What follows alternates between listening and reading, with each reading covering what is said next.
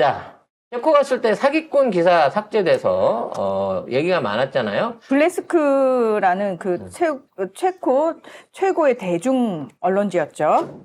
관련해가지고 문체부가 또 외교부도 아니고 문체부까지 이어가지고 어떻게든 김건희 사기꾼을 삭제하기 위해 노력했던 정황이 나타났습니다. 네, 문체부가 김건희와 관련해서 표현까지 트집을 잡은 걸로 파악이 됐습니다. 이 더불어민주당 강유정 의원이 문체부로부터 받은 자료에 따르면 문체부가 2022년 1월부터 올해 10월까지 외신 기사 오보에 대응한 내역이 총 15건인데 지난 9월 방금 말씀하셨던 체코 유력 일간지 블레스크가 이 김 여사를 사기꾼에 빗대 쓴 기사에 대해서 정정보도 요청을 했다는 겁니다. 그러니까 이 묘사라는 거는 일종의 어떤 표현의 자유의 영역인데 이걸 이제 문체부에서 오보로 분류를 하고 정정보도를 해달라라고 요구를 한 것입니다. 근데 이상한 게 그거예요. 그러면 전화소녀부터 빨래 건조대 뭐 많지 않았습니까? 아, 그거는, 콜걸. 르몽드의 콜걸. 르몽드의 콜걸부터 시작해 꼭 그렇게 이제 직접적으로 아니, 부담스럽게. 정확한 워딩을, 왜요? 뭐 어디서 전화 받으셨어요?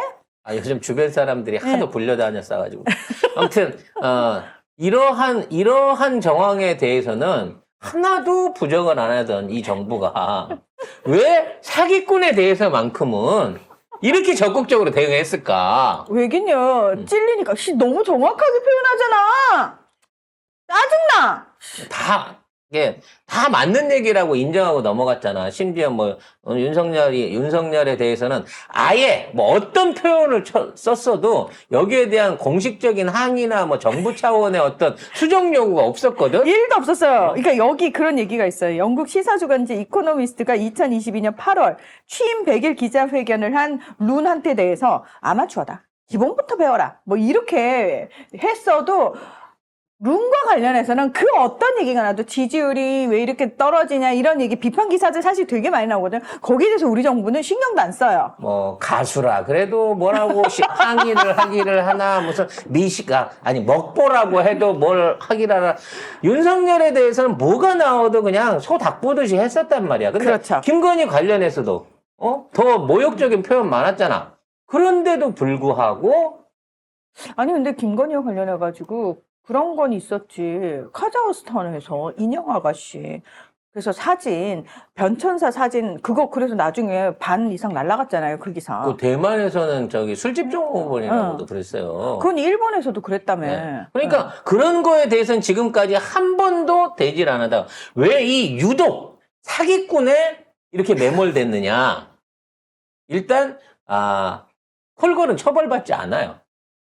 빨래 건조된 게 왜 처벌받겠습니까? 아, 사기꾼은 범법 그렇지. 따라서. 사기꾼은 범법 행위란 말이야. 그래. 콜걸은 내가 그냥 얼굴 좀 뜯어 고쳤다. 취미이자 직업일 수 있는 거. 인형 아가씨 얼굴 뭐 고친 게 뭐 죄야? 근데 사기꾼이라고 하는 거는 처벌을 받아야 될 대상이잖아.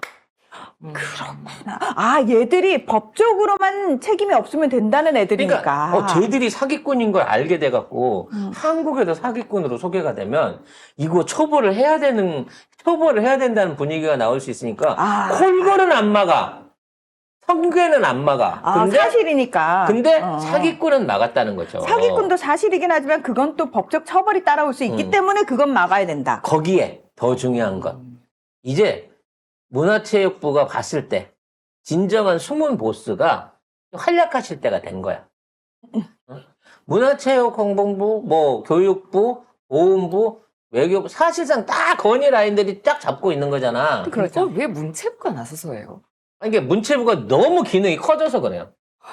이게 문화체육에 관광에 이거를 다 붙여버리니까 이게 왜 사실 이게 끊어놔야 되거든. 이게 정부를 이렇게 비대하게 키워놓게 되면 규모만 커지고 비효율성이 오히려 더 높아진다고 생각을 해요. 그러니까 문화체육관광부는 옛날에 3개 부서가 합쳐진 거야. 그러니까. 문화부, 체육부, 관광부가 합쳐진 거라고. 이거는 그냥 부처를 만들 게 아니라 따로따로 청으로 분리를 해가지고 작은 정부로 해서 관할 업무만 하게 만들면 되는 건데 여기에 막강한 권한을 못 타갖고 준 거예요. 왜? 이걸 통해서 순실이가 많이 뽑아 먹었잖아. 그러니까. 그러네. 순실이가. 그래서 그 명박이가 한 게 뭐야? 기획재정부하고 저기를 기재부를 만든 거 아니야. 기획부 재정을 합쳐가지고. 그래서 만대로 돈을 뽑아갖고 자원액을 해먹은 거 아니야.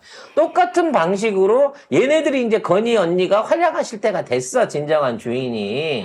근데 지금 있는 상태, 우리 보스가 내일 모레면 지금, 딱 부속실 차지하시고 나라를 잘 이끄실 분인데, 이런 얘기가 나니까 더 발끈한 거지, 오바가 돼가지고. 야.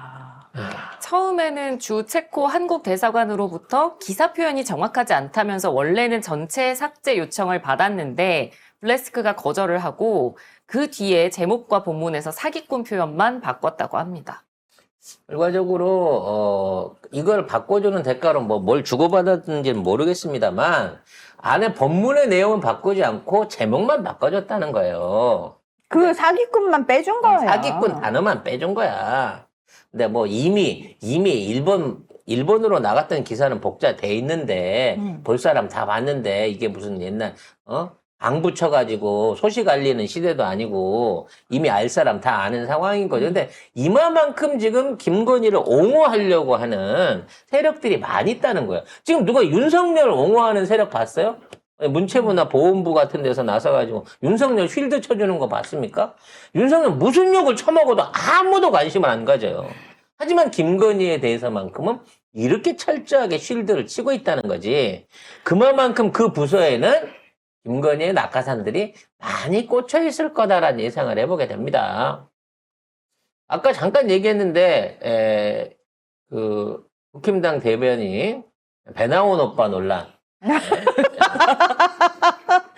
정말 다 온 국민이 홍길동이야. 오빠를 하지 못하고. 그래서 이와 관련해서 이제 국진당 내부에서 분위기가 커진 거예요. 왜냐면 당의 공식 대변인이 본인의 SNS를 통해서 이렇게 얘기를 했다는 건 마치 당론처럼 보일 수 있는 거잖아. 아마도 그걸 노리고 했겠죠. 근데 거기에 대해서 이제 추경호가 나름 실세라고. 지금 한동훈이는 차밖에 못 얻어 마시지만 추경호는 가면 밥도 먹고 술도 먹고 다 받아서 먹잖아요. 그것도 해 떨어질 때까지 몇 시간 동안. 그래서 추경호가 경고를 날렸다는 거죠. 대변인한테. 이거는 내부 싸움입니다. 당내 이미 내부 갈등이 본격화됐다고 봐야 되는 거예요. 더 웃긴 건 뭐냐? 그럼 보통 그러면 원내 대변인인데 5선씩 했었던 사람인데 이제 막 올라온 젊은 그 대변인이 추경호한테 개길 수가 없잖아. 근데 개겨요. 내가 뭐 어때서? 내가 뭐 할 말 못해? 뭐 우리나라는 뭐 그러면 건희의 용어로만 얘기할 수 있는 건희 왕국이야? 이거는 뭐 당내에 있는 어떤 분위기라든지 여야에 대한 찬반이 아니라 중립에 있는 사람도 얘기하면 센 얘기입니다. 그런데 되게 이분 판사 출신이거든요. 김혜란 씨. 판사 출신인데 이 사람도 똑같이 이 정부의 논리대로 얘기를 해요. 아까 이창수가 뭐라고 했죠? 이거 위법이 어디 있냐라고 얘기를 하잖아요. 그러니까 똑같아 이 사람도. 내가 법적으로 뭘 잘못했어? 이게. 나 SNS에 말도 못 써. 나 우리 오빠 배나온 오빠라고 부르는데.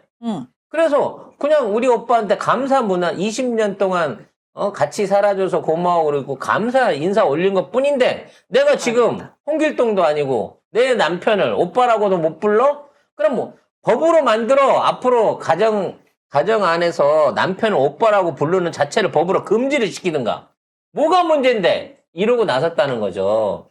과연 이 배짱이 의원도 아니고 임명직인 대변인인 사람이 할 수 있는 언행인 건가? 그것도 국가의 최고 전엄에 대해서. 이게 올린 글을 보면 왜 요즘 뭐 인플루언서들이나 이런 분들이 논란이 있고 난 다음에 공개적으로 따지는 글 올리는 것들 있잖아요. 그런 느낌이에요, 왠지. 내가 뭐 어쨌는데? 나 잘못 없어? 약간 딱 그런 느낌? 그럼 이렇게 공식적인 느낌이 전혀 이렇게까지 없어. 당당할 수 있는 저분의 배경에 뭐가 있겠냐는 거지. 한동훈이가 혼도시 오빠가 자기가 직접 하면 쌈나니까. 훈도시, 야, 니들 아무리 그래봤자 내 뒤에는 훈도시 오빠가 있지롱. 이렇게. 야, 우리 집에는 배 나온 오빠 있고, 내 뒤에는 가슴 나온 오빠 있지롱. 이렇게 되는 거야? 그렇게 가슴이 나온 게 아니라 가슴으로 사기치는 오빠지. 아, 어쨌든 보이게는 가슴 나온 오빠잖아요. 아무튼 이거는 한동훈이 대놓고 지금 간접으로 저격을 한 거예요. 따라서 이분의 거취가 앞으로 한동훈과 윤석열, 김건희의 관계를 볼 수 있는 바로미터가 된다는 거지. 아니, 이 정도 되면 집에는 남편이 기분 나빠해야 되는 거 아니야? 나는 잠깐 그 두 번째 얘기에 내가 기분 나빴어. 내 뒤에 있는 가슴 큰 오빠 얘기에 갑자기 내가 사실 좀 기분 나빴어. 그 순간 움찔하더라. 자켓을 챙겨 입으시는. 그래서 기분 나빴어 사실. 네. 그래서 이 사람의 거취가 앞으로 이 관계를 볼 수 있는 바로미터가 되는 거예요. 이 사람이 잘리면 징계를 받거나 자리에서 물러나갖고 교체가 되면 김건희 측의 어떤 말을 들어주기로 하는 거예요. 근데 이 사람이 계속 자리를 위치하고 있으면 한동훈이 끝까지 가겠다라고 하는 자기 주장을 공개적으로 앞으로 해낼 거고, 이분 앞에서 나오는 워딩 자체가 겁나게 더 세질 가능성이 높다는 거지. 일단 지금까지는 가슴 나온 오빠가 야, 더 밀어붙여. 네. 그냥 머리 벗겨진 오빠라고 했지만.